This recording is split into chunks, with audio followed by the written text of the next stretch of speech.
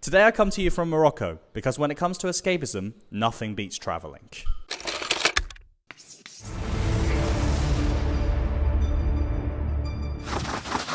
Right, where do I put it?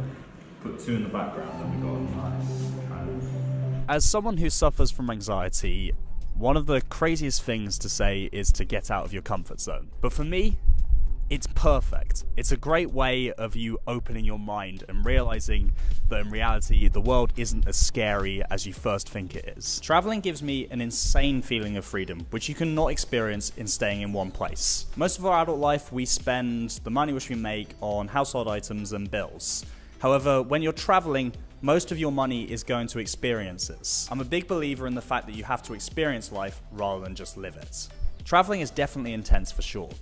I spent 5.5 hours in one train station in Berlin in the summer, and just in this trip right now, we had less than an hour to make our plane, resulting in us legging it all over the airport at extreme speed. Culture shock will definitely be a thing, particularly if you're out of Europe. We get woken up by the mosques every morning, which, I mean, should have been obvious because, you know, call to prayer. But for some reason, we didn't in Russia, or at least Hayden was very unprepared for that. First of all, it's actually kind of fun, even though it's intense. Like, we were laughing as we were running around the airport. The other thing is that when you see these amazing views and sights and experiences, which you will never experience at home, it just makes them even more worthwhile. I did not moan anywhere near as much as you made out.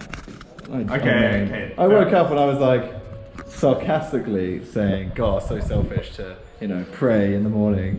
But it was a joke time. In the summer, I did 2 travel trips. One with a group of over 100 people, and the other as solo traveler. Both had their negatives and positives, and I thoroughly enjoyed both. The positives of traveling with a group of people is you will always have people to talk to and do stuff with. The negatives are you can't really do your own thing. For me as a solo traveler, I just really love the idea of choosing whatever cafe I want to go to, whatever experience I want to go to. I don't have to discuss with anyone what I want to do because you can just be as selfish as possible. I'd really suggest staying in hostels, simply because you meet people, you instantly connect with them, and you can go out, you've got great people to go out for a beer with, but at the same time, there's no commitment. It's not like your friend which you're traveling with. So as soon as you want to do your own thing, you just go and do your own thing. I think one of the biggest problems with solo traveling can be if you are able to actually push yourself to do stuff. Otherwise, you could risk potentially just staying in your hotel for a couple of days. Is it worthwhile having a full plan, or is it worthwhile just leaving it up to whatever happens? I would suggest that you have an idea of where you want to go, but you leave some space for improvisation. That is completely up to you how you like to do it. At the end of this year, I will be traveling to New Zealand with a one-way ticket. I've been told whether this is actually a good idea or whether I should maybe even focus on a job or, you know, build up some kind of career before I decide to go traveling.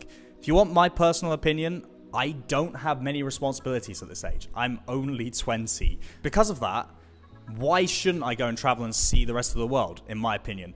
I don't see the reason to try and build up my career. I can do that whenever I need to. Whereas exploring the world and not being stuck in a job is a rare thing as you get older.